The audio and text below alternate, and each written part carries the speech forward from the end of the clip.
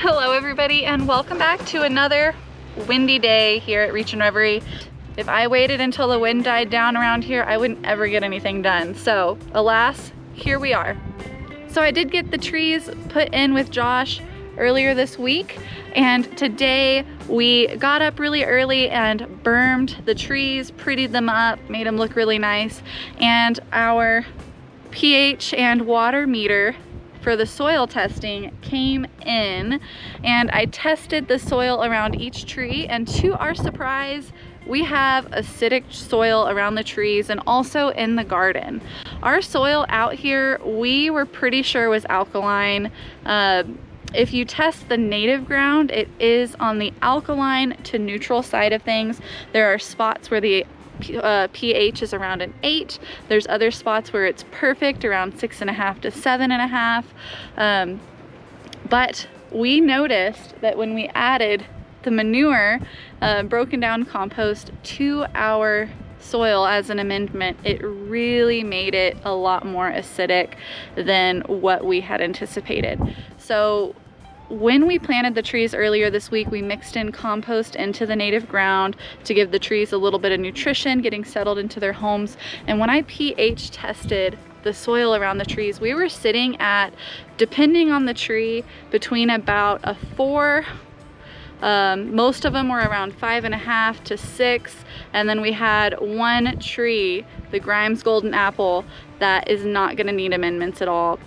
So because our soil is a little bit on the acidic side, and fruit trees like to be within the 6 to 7 pH range on our little soil meter, we're gonna have to add something to the soil to make it more alkaline, to raise that pH number, to get it less acidic so that our trees can be happy and healthy and establish well.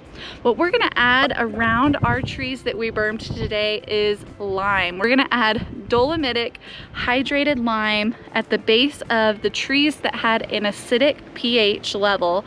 That way we can make it less acidic for them so that they'll be a little bit happier, and it's also going to add magnesium to the soil, and it's going to allow better mineral uptake through the roots so that we can create strong plants that can blossom and fruit well.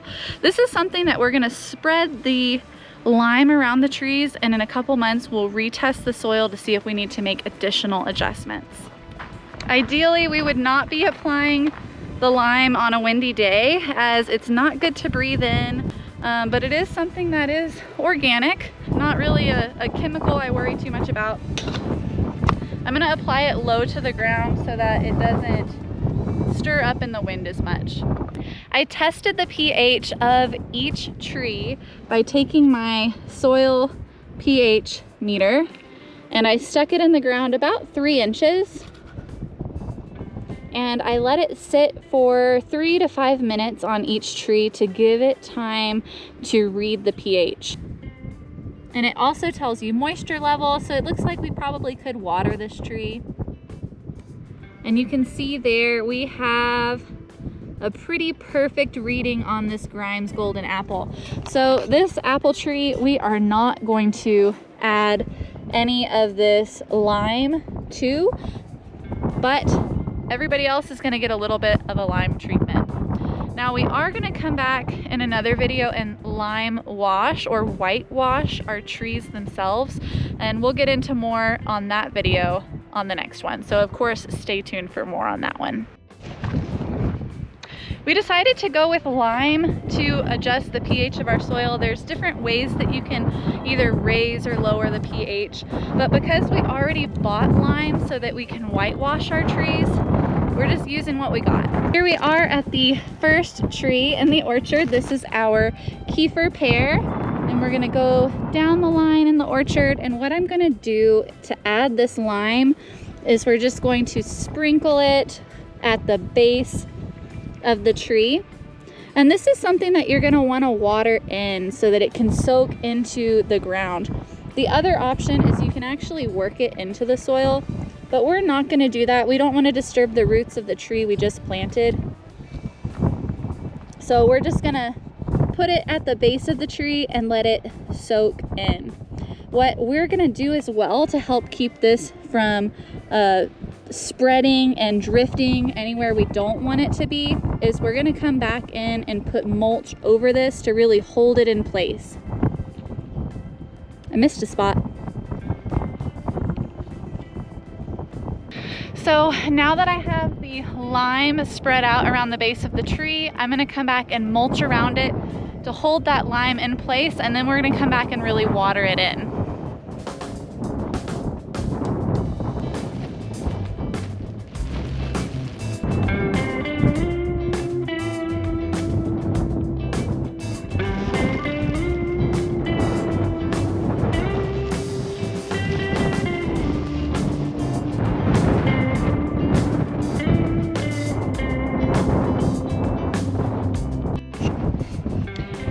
We're done with one tree. You can see here at the center of the tree, I didn't put mulch up to the bark.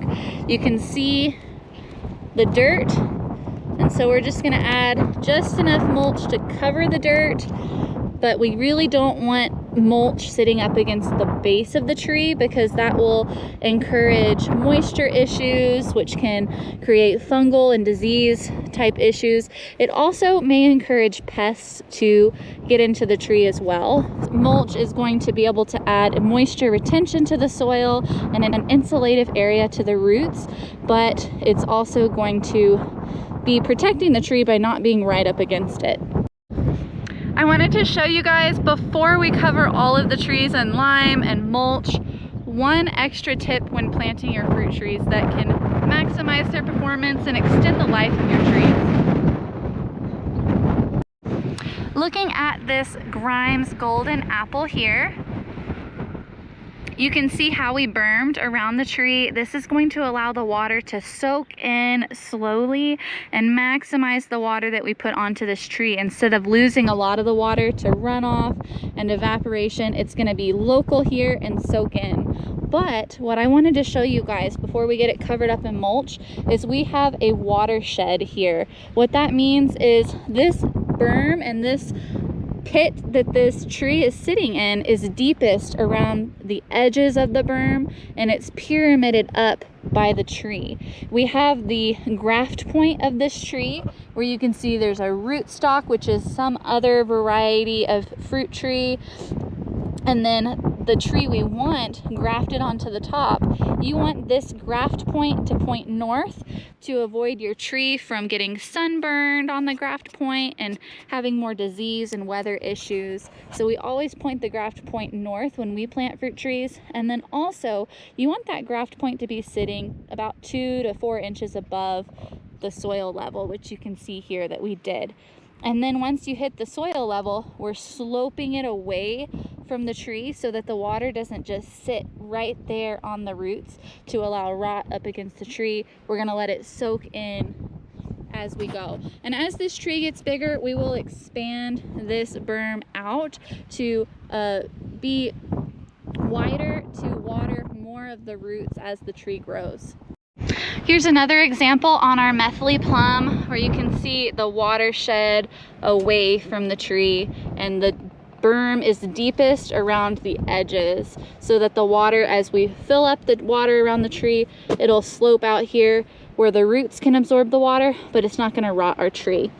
Now on this methyl plum, it is starting to put off green here. We are actually going to clip these green growths down when we lime wash our trees tomorrow, and then we'll probably leave maybe this green one out here so that it could start growing out, but we really want growth to be a little bit higher than right here on the ground. So we want it to focus its energy on growing healthy roots and then putting production where we want it.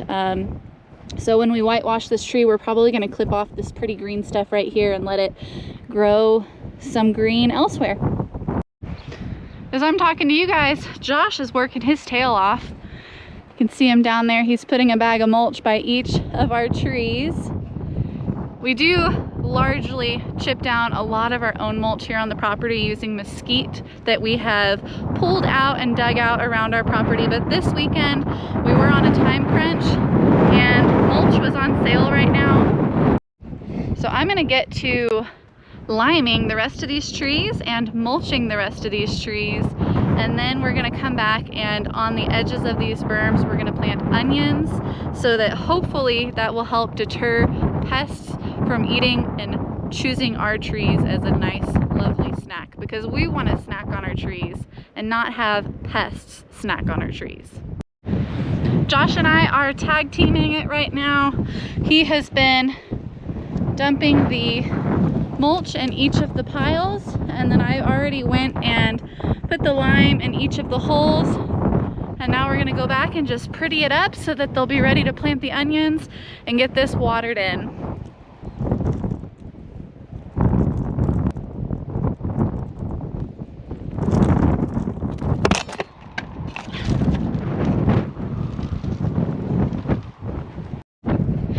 And just like that, I got to play in the dirt a little bit.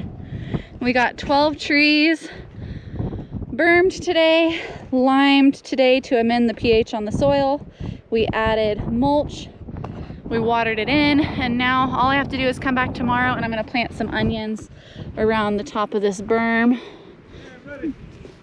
All right guys, Josh is telling me he's ready. We're gonna go water the garden tonight. We want to get that done before we lose the daylight.